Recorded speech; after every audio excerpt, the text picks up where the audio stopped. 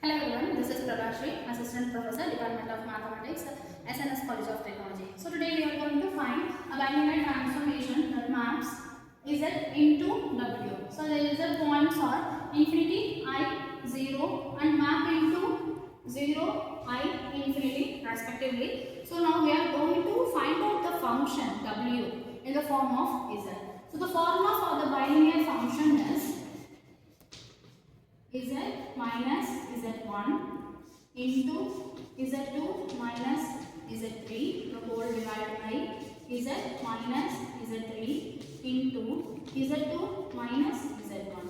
So nothing but which is easy 1, 2, 3 in the upper face and 3, 2, 1 in the lower face, which is equal to W minus the same one W1 into W2 minus W3 the whole divided by W minus W3 into W2 minus W1.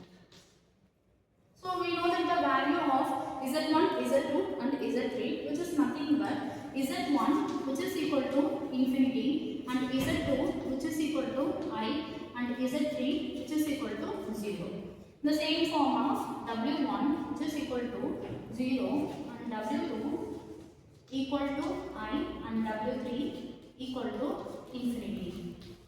We are having infinity in Z1 and W3. So by infinity, Z minus infinity means there is no value. So we have to just take the Z1 out. So we will get Z divided by Z1 minus 1 here. So anything by infinity we will get 0. So this is the concept.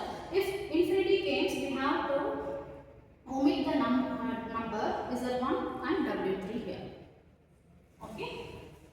So now we are going to take as Z1 as a common one. So we will get Z1 into Z divided by Z1. Since we are not having Z1 here, so we will multiply with Z1 and divided by Z1. So by taking Z1 as a common, so we will have divided by Z1 here. So minus 1 into Z2 minus Z3 the whole divided by. So here we have to take Z1 here. So this term as it is. So Z minus Z3 into Z1 taking common. So here no Z term. So we will Z2 divided by Z1. We will write this like.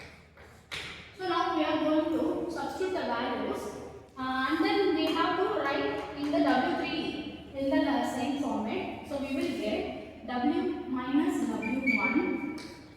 We have to take W3 as a common one because we are having infinity in W3 alone.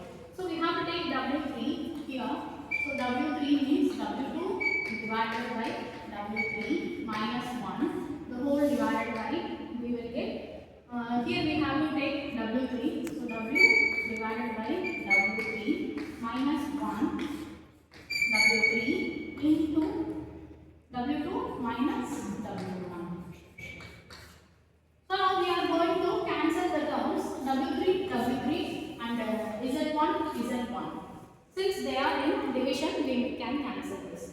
Now we are going to apply the values of Z1, Z2, Z3 as given in the function. So Z divided by infinity minus 1 into Z2 minus Z3 is nothing but what is the value of Z2? I minus 0. So I minus 0 the whole divided by Z minus Z3. So Z minus Z3 is 0 and then Z2 by Z1. So Z2 is I. So I divided by infinity minus 1 which is equal to W minus W1. So W1 is 0 and then W2 by W3. So W2 is I.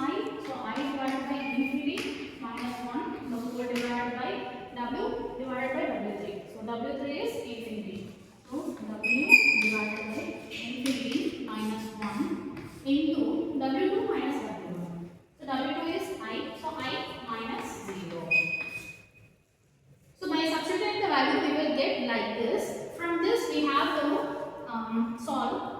So Z by infinity as we said 0. So 0 minus 1 into I divided by Z minus 0 is Z and then I divided by infinity. So 0 minus 1 which is into 0 minus 1, the whole divided by, here also we will get 0 minus 1, and then here we are having I as an answer. Okay. Now we are having a common term 0 minus 1, 0 minus 1 here, 0 minus 1, 0 minus 1 here.